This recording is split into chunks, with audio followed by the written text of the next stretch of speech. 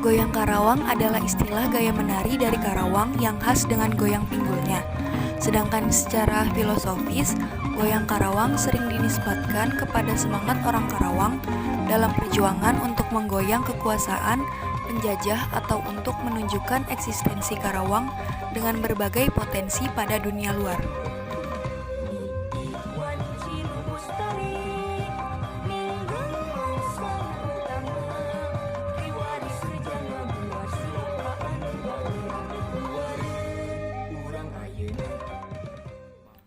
Candi Jiwa merupakan salah satu candi peninggalan agama Buddha yang bahkan umurnya diprediksi lebih tua daripada Candi Borobudur. Candi Jiwa terletak di Kompleks Percandian Batujaya, tepatnya di Kecamatan Batujaya dan Pakisjaya, Karawang, Jawa Barat.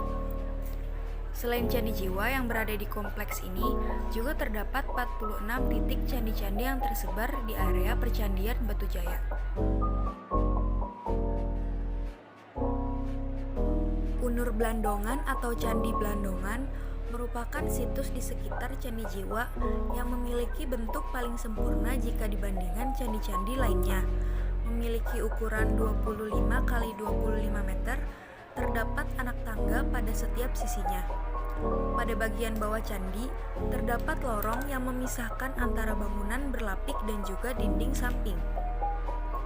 Candi ini juga ditemukan beberapa tablet yang berukir relief Buddha.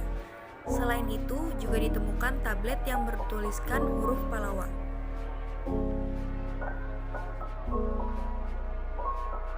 Lalu ada rumah pengasingan Soekarno-Hatta sebelum kemerdekaan Indonesia yang terletak di Rengas Dengklok, Karawang.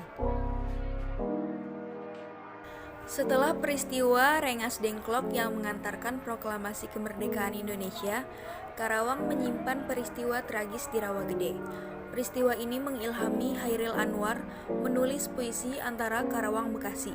Di lokasi terjadinya peristiwa tragis tersebut, sekarang telah dibangun Monumen Rawagede. Monumen ini dibangun mulai November 1995 dan diresmikan pada tanggal 12 Juli 1996 dan terdiri dari 2 lantai.